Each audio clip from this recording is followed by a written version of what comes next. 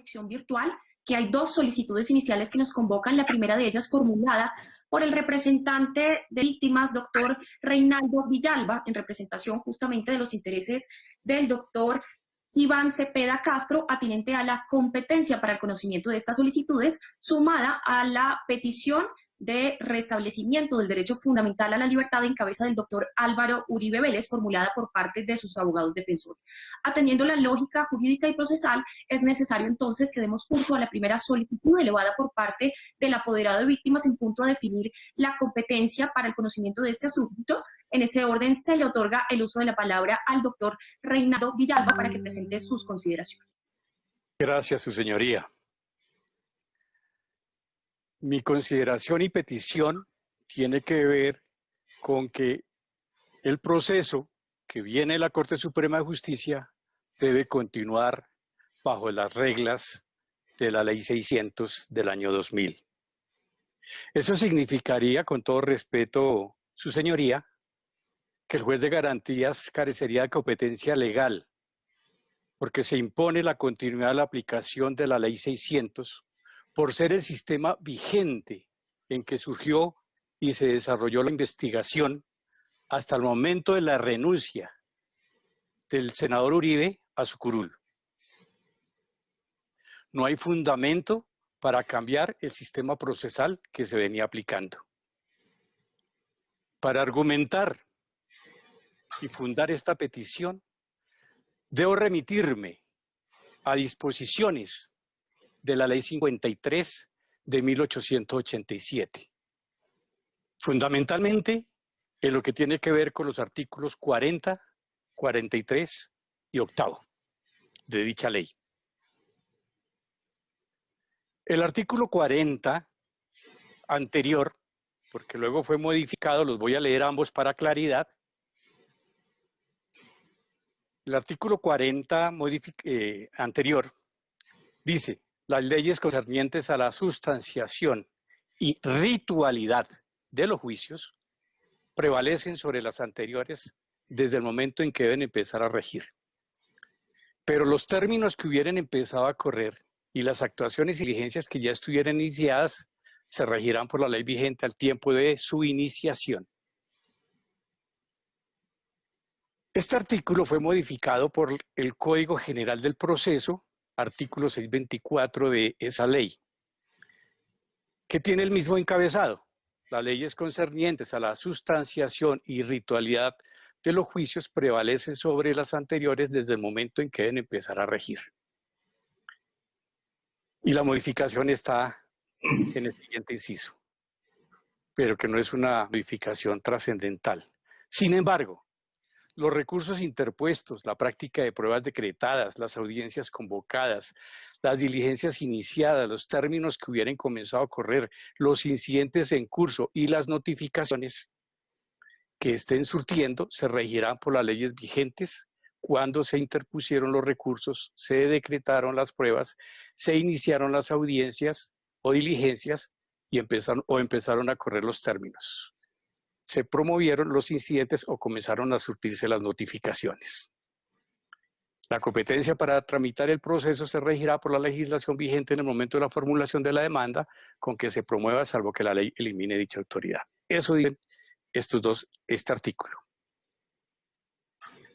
Entonces, señora jueza, lo que nosotros vamos a sostener aquí claramente es que este artículo 40 de la ley 53 de 1887 hace referencia clara al tránsito de las leyes procesales, como se podrá verificar en la lectura, en la simple lectura del artículo. Hace referencia al tránsito de las leyes procesales ante el surgimiento de un sistema procesal nuevo. Claramente, para el caso que nos ocupa, no se trata de un tránsito legislativo, sino de la coexistencia de dos sistemas procesales, ambos vigentes. Una coexistencia definida por la ley. Sobre la vigencia simultánea de la Ley 600 del 2000 y la Ley 906 de 2004, La Sala de Casación Penal en auto AP 7843-2016 señaló que la ley 906 no derogó la ley 600 del 2000. Lo que hizo fue marcar un límite temporal para el inicio de la vigencia de aquella. Dice la norma cuando surgió la ley 906. El presente código regirá para los delitos cometidos con posterioridad al 1 de enero del año 2005. Ese es el artículo 533 de la ley 906 cuando surgió. Y sigue diciendo el auto que mencioné. Asimismo, estipuló una implementación gradual y sucesiva mediante la selección de distritos judiciales en donde progresivamente comenzaría su aplicación. Artículo 528 y 530. Y dice, finalmente, reservó un grupo de asuntos para que sigan bajo la égida de la ley 600 del 2000. ¿Cuáles asuntos? Los casos de que trata el numeral tercero del artículo 253 de la Constitución Política continuarán su trámite en la ley 600 de 2000. Estoy refiriéndose, pues, precisamente a congresistas. En consecuencia, no se presentó tránsito o sustitución de una legislación por otra, sino que se consolidó una coexistencia de estatutos procesales penales en donde ambos tienen vigencia, aunque con ámbitos de aplicación diferentes. ¿Con qué finalidad? Para que no exista interferencia entre ellos. Resalto yo, para que no exista interferencia entre ellos. Es así que una interpretación coherente del artículo 533 de la ley 906 daría lugar a que la ley 600 se aplique integralmente a todo el proceso adelantado en contra de congresistas de la República, al hacer referencia tanto a la norma como a la jurisprudencia, a los casos y no a la persona. Es así que que en estos procesos, esto ya no es de la sentencia, claro, que aunque hayan comenzado después de 2005 y aunque el parlamentario renuncie, deberían seguir rigiéndose bajo la ley 600 por ser esta la vigente y aplicable conforme se dispuso para estos aforados, conforme a una interpretación coherente de la norma. Esto sumando a que la ley 906 y la ley 600 son dos estatutos procesales que siguen y tienen vigencia simultánea, que como lo ha señalado la Corte Suprema, no debería haber interferencia entre el uno y el otro. Así que, si coexisten los dos sistemas, no hay razón para aplicar uno diferente al que se venía aplicando para este caso en concreto. En efecto, de la renuncia a la curul trae como consecuencia únicamente el cambio de instructor. Es decir, ya no la sala especial de instrucción como venía, sino esta vez un funcionario de la Fiscalía General de la Nación. No así el cambio o traslado de un sistema procesal penal a otro.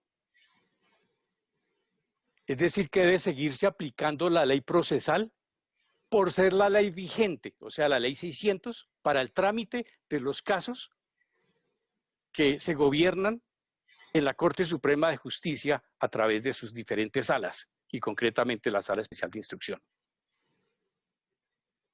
Es bajo esa ley vigente que se inició y desarrolló toda la investigación. Tenemos dos sistemas que coexisten, pero la vigente, la aplicable, pues será y es la que en la que se inició y desarrolló en sede de la Corte Suprema. El artículo 43 de la Ley 53 de 1887 hace referencia, lo leo. La ley preexistente prefiere a la ley ex post facto en materia penal. Nadie podrá ser juzgado o penado sino por la ley que haya sido promulgada antes del hecho que da lugar al juicio. Y dice, y advierte, esta regla solo se refiere a las leyes que definen y castigan delitos, pero no a aquellas que establecen los tribunales y determinan el procedimiento, los cuales se aplicarán con arreglo al artículo 40. Para que tengamos presente que el artículo 40 efectivamente hace referencia a lo procedimental, a la ritualidad, pero repito, en tránsito de leyes, que no es la situación en la que se presenta este caso, que de pronto podríamos calificar de inédito, pero porque no es un tránsito legislativo. El artículo 8 lo menciono por que de pronto sea necesario. Cuando no hay ley exactamente aplicable al caso controvertido, se aplicarán las leyes que regulen casos o materias semejantes y en su defecto la doctrina constitucional y las reglas generales del derecho. Esa es otra orientación que da la ley. Y quienes somos abogadas y abogados sabemos la importancia que tiene la ley 53 de 1887 a la hora de definir aspectos sustanciales de la legislación colombiana. Una de esas reglas generales del derecho indica que lo actuado en los sistemas legalmente vigentes conservan su validez, por tanto no hay razón ni para anular su validez ni para restar sus alcances jurídicos. Sabemos bien que el artículo 29 constitucional establece el derecho fundamental al debido proceso, que en el núcleo de ese derecho está el derecho a ser juzgado con base en las leyes preexistentes al acto que se imputa. Y otra vez, la norma preexistente para el caso concreto del congresista o los congresistas cualquiera, pues es la ley 600 de 2000, no la 906 de 2004. La norma trae excepciones, la retroactividad penal de la norma favorable y el efecto general de las normas procesales. Y hablando de favorabilidad, también hay que decir que cuando coexisten dos sistemas procesales, la favorabilidad se define sí y solo si en ambos sistemas existe la misma figura. Para aclarar lo que acabo de decir, si alguien está siendo procesado por ley 600, pues no podrá aspirar a que le apliquen principio de oportunidad porque la ley 600 no existe. Eso para definir de una vez el tema en ese punto.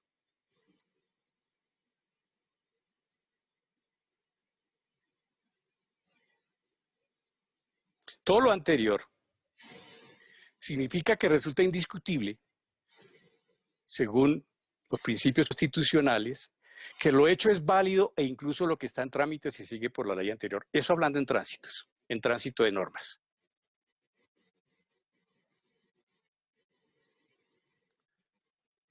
Sigo. En estricto sentido, no se aplican las normas de la ley 153 de 1887, porque estas normas regulan es el tema de tránsito de legislación. Reitero, porque es clave esa claridad para que se entienda cuál es la intervención que estoy haciendo como representación de víctimas. Así que este no es el caso que nos está ocupando. No estamos frente a una situación de definir qué ley se aplica en un tránsito de legislación. ¿Por qué? Las conductas punibles que se endilgan habrían incurrido frente a la vigencia de la ley 600 de 2000, en tanto la condición de senador que tenía el doctor Álvaro Uribe. La ley vigente era y es entonces la ley 600 de 2000. O sea, la ley preexistente es la ley 600 de 2000. Como no hay cambio de legislación, hay solo cambio de instructor competente. No puede invocarse el efecto general inmediato de las normas del sistema acusatorio en este tipo de situación. Todo debe regirse por el artículo 29, obviamente, que habla de que se juzga con base en la ley preexistente. Esa ley es, para el caso concreto, la ley 600 de 2000, por lo que se ha mencionado. Esta situación además traería otras consecuencias, ya más hacia futuro. Y es que además de que la investigación se continúe bajo el sistema de la ley 600, el competente tendría que ser, como lo es en este, por lo menos quien lo está llevando, un fiscal delegado ante la Corte, porque un eventual juicio sería también ante la Sala Penal de la Corte Suprema de Justicia por haber ocurrido las conductas punibles en su condición de senador. Entonces, solo se cambia el juez instructor ante la renuncia, no el sistema procesal el que se venía trabajando. Simplemente ha pasado de la Sala de Instrucción de la Corte Suprema a la Fiscalía delegada. Pero el procedimiento se mantiene porque era vigente al momento de la comisión o de la presunta comisión de los hechos que se investigan.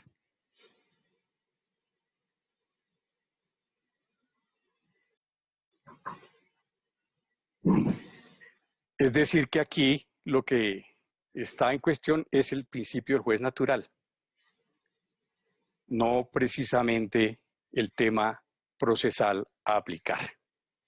El principio del juez natural no está consagrado solo en favor del acusado. También es una garantía institucional que protege la independencia y la autonomía de la justicia. Las conductas punibles por las que se investiga al ex senador se habrían cometido de manera continuada, además, e iniciada la investigación por la Ley 600, continuada por la Ley 600 y se debe continuar por la Ley 600.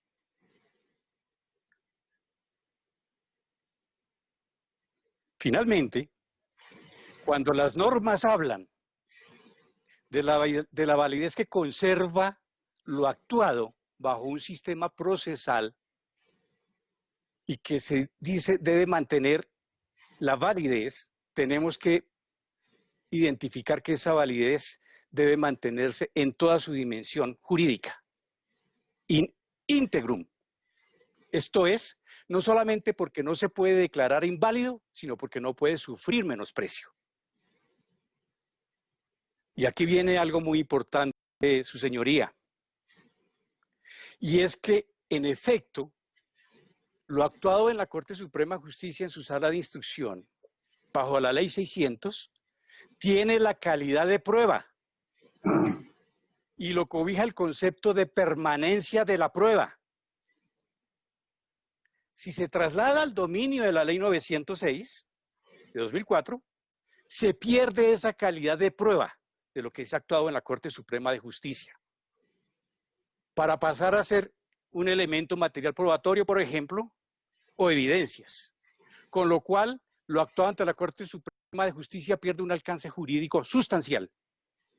Y aquí entonces se produce esa interferencia entre un sistema y otro, que es la que mencionó la decisión de la Corte Suprema de Justicia que referí atrás, y que no pueden entrar en ese tipo de conflicto. Para conservar toda la validez de las actuaciones en todo su alcance, es preciso entonces mantener el sistema procesal de la Ley 600. No hacerlo es una forma de invalidar o por lo menos de rebajar la integridad y la identidad jurídica alcanzada, lo que afecta a los fines de la justicia y el derecho a la verdad. Trasladar los procesos que conoce la Corte Suprema del sistema de Ley 600 a Ley 906 equivale a un desgaste innecesario de la Administración de Justicia. Y aquí quiero hacer referencia a una decisión de la Corte Suprema de Justicia en su sala de casación, en única instancia, radicación 48965, procesado Jorge Ignacio Pretel, magistrado. La identificación de esta edición es AP 2399-2017. Magistrado ponente José Francisco Acuña. El dilema en este caso era el modelo o sistema procesal a aplicar, porque pues sabemos que estas autoridades judiciales responden en primer lugar ante la Cámara de Representantes. pasan por algún trámite en el Senado y luego si llegan a la Corte. Bueno. Y en esa discusión, y aquí estamos hablando aforados del artículo 174 constitucional, es decir, los que responden en primer momento ante el Congreso, o concretamente ante la Cámara, y entonces encomilla el magistrado, o encomillo al magistrado. Si se atendiera el contenido literal de la regulación, podría decirse que el procedimiento llamado a ser aplicado es el previsto en la Ley 906 de 2004, por cuanto los hechos sucedieron en su vigencia. Sin embargo, dice, optar por esa alternativa, sin embargo, rompería la armonía estructural e ideológica del proceso, generando situaciones de incompatibilidad que atentarían contra su adecuado adelantamiento, puesto que implicaría mezclar modelos procesales distintos, abiertamente discordantes, que en lugar de complementarse como corresponde, se repelen. De una parte, una fase instructiva regida por los principios escriturales y de permanencia de la prueba, donde se impone la vinculación del indiciado mediante indagatoria y se agota formalmente la instrucción con un traslado a las partes para alegaciones. Y de otra, una de juzgamiento regida por el sistema oral, donde su titular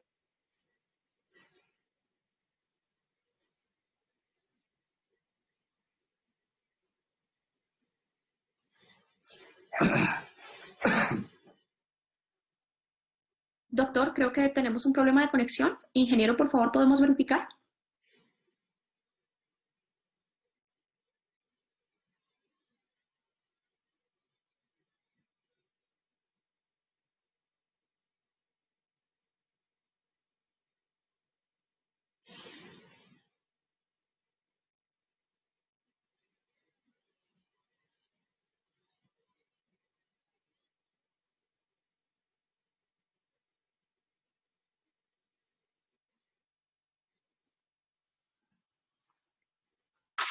Creo que tuvo un problema de conexión el doctor Reinaldo. Vamos a dar unos minutos para que se restablezca la comunicación y continuamos.